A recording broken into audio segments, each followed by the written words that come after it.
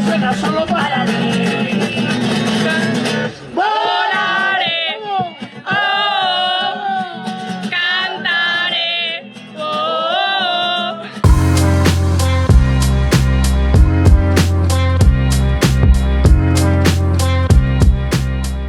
Au passage, n'hésitez pas à vous abonner, liker et commenter, c'est le meilleur moyen de me soutenir et ça fera plaisir à tonton.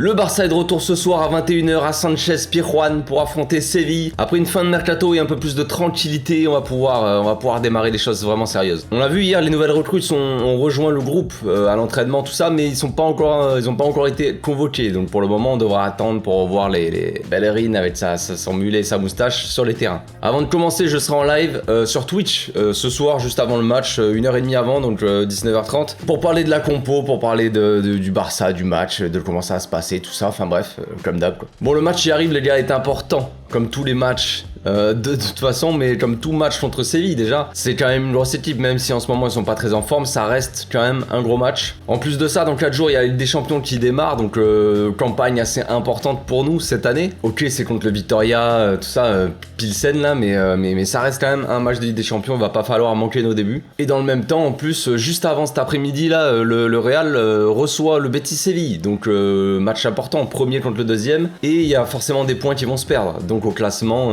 même si c'est que le début, va falloir commencer à bien se placer quand même. Donc comme je l'ai dit la semaine dernière, les choses sérieuses vont démarrer et il va falloir commencer à intégrer tout le monde à la rotation, un match de monde en tout cas. Peut-être que pendant ce mercato, Xavi avait des incertitudes sur certains joueurs, savait pas s'ils allaient partir, rester. On pense à De Jong quand même, où il y a eu quand même pas mal de rumeurs, même si bon, on savait très bien qu'il allait pas partir, mais Memphis aussi par exemple, ou même Pjanic, qui aurait pu partir les deux pendant les dernières heures du mercato. Donc maintenant qu'on sait qu'ils vont rester, enfin Pjanic, on sait jamais, mais Memphis tout ça, on sait que ça va rester. Donc on va pouvoir commencer à bosser plus tranquillement. Et Xavi va pouvoir mettre peut-être ces joueurs ou en tout cas commencer à les intégrer vraiment dans la rotation. On pense à Memphis surtout. Concernant Pjanic, on connaît pas vraiment le rôle que va avoir le joueur. Xavi en conférence de presse, il a dit qu'il y aurait plusieurs personnes qui pouvaient jouer en 6. Il y a Busquets bien entendu, mais derrière il y a Frenkie, Pjanic et Kessie apparemment, pour lui.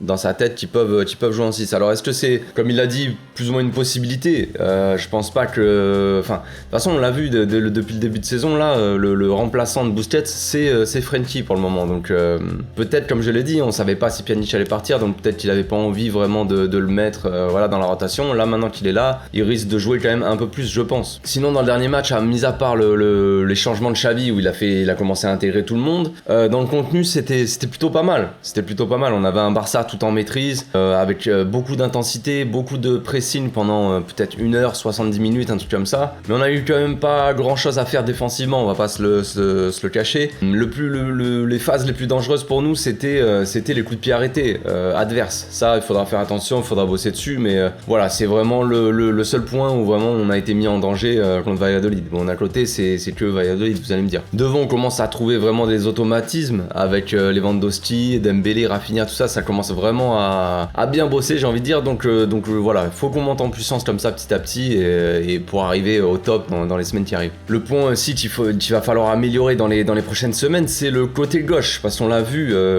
dans les derniers matchs, le côté droit, quand il y a Rafinha, c'est la folie. Quand il y a Dembélé à droite, ça marche très bien aussi. Tous les buts viennent de la droite en fait, les actions partent de la droite. Donc dès qu'il y a quelqu'un à droite, ça marche, et à gauche, Dembélé ou Rafinha sont quand même beaucoup moins... c'est pas qu'ils sont moins bons, mais ils sont plus inoffensifs en fait.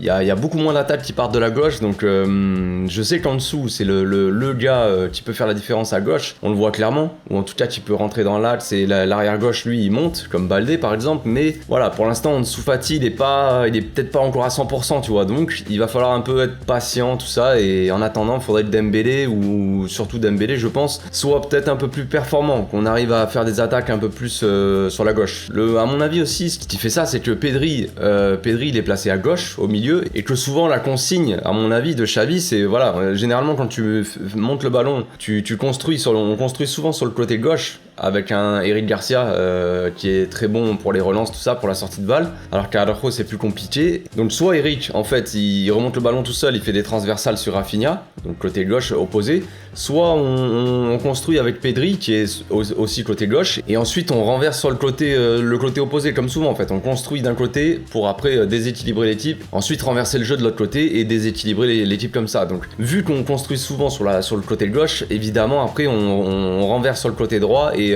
souvent le côté le plus dangereux du coup c'est le côté droit. Donc ça me paraît peut-être logique, il y a peut-être aussi, ça c'est peut-être un peu la raison aussi. Mais c'est quelque chose qu'il faut évidemment travailler dans les semaines qui vont arriver. Concernant Séville, ils commencent plutôt mal leur saison, c'est peu de le dire, hein. Ils commencent avec 2 défaites et un match nul, le dernier match nul qu'ils ont fait c'était contre Valladolid d'ailleurs. Leur dernier match c'est une défaite contre Almeria 2-1, donc franchement j'ai pas eu l'occasion de voir le match, mais j'ai vu vite fait quelques occasions et tout, et ça a l'air difficile pour eux, ça a l'air difficile de se remettre du départ de Koundé et de Diego Carlos là, qui était quand même la meilleure charnière la meilleure défense de la Liga la saison dernière, donc évidemment c'est un peu plus compliqué, leur défense est un peu à la rue, j'ai l'impression aussi que leur défense est trop éloignée de leur milieu ou quoi, mais dès qu'ils se prennent une attaque, une passe longue, le premier but qu'ils se sont pris c'est une passe longue d'un défenseur je crois d'Almeria qui fait une passe pour l'attaquant qui part tout seul quoi, et vraiment la défense elle se retrouve seule, il y a pas de,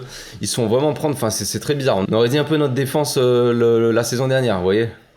Tu fais une longue passe, il n'y a plus personne derrière quoi. Après Bono, leur gardien il reste toujours au top, hein. Il a fait quand même pas mal de parades la dernière fois, donc voilà, on risque de tomber encore une fois sur une masterclass de Bono, donc il va falloir être précis, mais je compte sur Lewandowski pour l'être. En plus d'avoir perdu leur charnière centrale, ils ont perdu aussi Ocampos, Séville, donc un mec qui faisait quand même qui était énormément dangereux, qui était énormément décisif par ses passes décisives sur le côté là, et un mec qui bossait dans son couloir, que ça soit défensivement ou offensivement. Donc ils ont perdu quand même un gros bosseur sur le côté, et ça fait mal aussi, j'imagine. Ils ont perdu aussi Luke de Goat, évidemment. Bon, ça change rien par rapport à la saison dernière, puisqu'il l'avait pas, mais voilà, il est parti. Et Martial aussi qui est reparti, il était en prêt à Séville la saison dernière, il est reparti à United. Donc voilà, vraiment ils sont fait un peu dépeuplés leur attaque, leur défense, voilà, et ils ont pas l'air d'avoir réussi à vraiment combler tout ça. Ils ont quand même acheté Isco, mine de rien, à voir, je suis curieux de voir ce que ça donne, Isco à Séville. Et ils ont toujours aussi en sortie de banc En-Nesyri là, qui est généralement quand même qui fait des bonnes rentrées, même si dernièrement c'est pas la folie, mais voilà, ça peut être un mec dangereux aussi. Évidemment après en tant que titulaire, attention à Rafa Mir et Lamela devant qui sont quand même pas mauvais. Rafa Mir c'est bon, vous le connaissez, c'est un buteur assez puissant, et Lamela bon c'est un mec un peu plus dribbleur, un peu plus passeur, j'ai beaucoup de technique tout ça. Et au milieu le Oliver Torres aussi qui a l'air pas mauvais aussi, qui a marqué un but, c'est lui qui a marqué le but contre Almeria là, bon enfin voilà, rien de fou non plus, mais voilà, attention à ces 3 gars là je pense. On va passer maintenant à la composition d'équipe. Je partirai en 4-3-3 classique avec Ter Stegen dans les cages. À droite, je mettrai Koundé. Koundé qui a fait un très bon match la dernière fois à droite contre Valladolid, donc je le remettrai à droite le temps qu'il y ait Bellerin qui arrive, tout ça. On aurait pu mettre Sergi Roberto, mais je sais pas, j'ai une préférence pour Koundé, donc si on doit le mettre de temps en temps Koundé dans les matchs importants, parce que pour moi Bellerin ne pourra pas, par exemple tu mets pas Bellerin, enfin je sais pas, hein, ça dépend le niveau qu'il a, ça se trouve il va être exceptionnel, mais pour moi Bellerin par exemple ne peut pas être titulaire en match de Ligue des Champions contre Bayern ou l'Inter, tu vois, je mettrai à la place, je mettrai Koundé, donc autant que Koundé s'habitue un peu de temps en temps quand même à jouer à droite, voilà, même s'il est pas venu pour ça soi-disant, mais moi je m'en fous, perso je le mettrai à droite. Dans l'axe je partirai avec Araujo et Garcia, la charnière j'ai envie de dire habituelle, qui marche très bien. Araujo lui il a la puissance, la vitesse pour tenir Rafa Mir ou même Lamela, tu vois, il a plus de facilité à tenir ces gars-là. Et Garcia est fondamental dans la relance, les gars, dans la sortie de balle, tout ça, ça reste le meilleur joueur qu'on a pour le moment de ce qu'on a vu depuis le début de saison, et avec la pré-saison, tout ça, ça reste le meilleur côté relance, côté sortie de balle, tout ça, donc pourquoi s'en passer, tout simplement. Et à gauche, pour finir, je partirai sur Baldé, évidemment, Baldé, voilà, Jordi Alba toujours sur le banc, Enel Banquillo, Marcos Alonso, lui il est pas encore convoqué, donc voilà. Baldé, voilà, on attend quand même encore un gros match de Baldé. J'espère qu'il sera un peu plus offensif que contre Valladolid, parce qu'il avait été un peu offensif en début de match, je crois. Il avait quelques occasions et tout, quelques centres, et puis petit à petit il s'est un peu calmé, donc à voir aussi. Il avait pas beaucoup de monde pour combiner. sur son côté. Un coup il y avait Dembélé, un coup il y avait Rafinha, donc ça change pas mal. T'as pas le temps de vraiment de créer peut-être des automatismes dans le match. Donc à voir comment ça se passe là sur ce match, mais je partirai le Baldé. Ouais. En 6, je mettrai Busquets classique.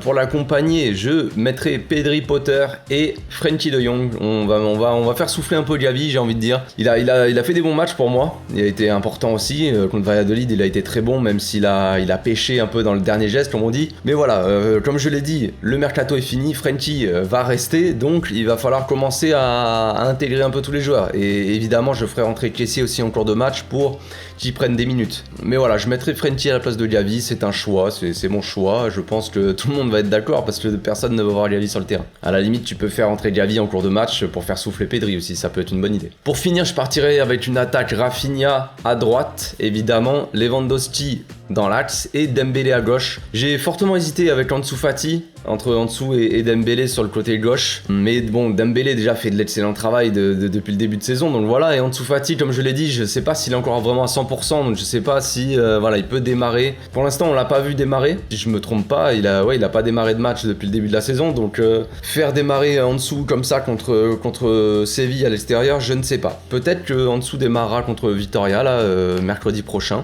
À domicile, tranquille, même si c'est un match de Ligue des Champions, mais ça reste un adversaire peut-être un peu plus faible. Peut-être qu'il revient petit à petit.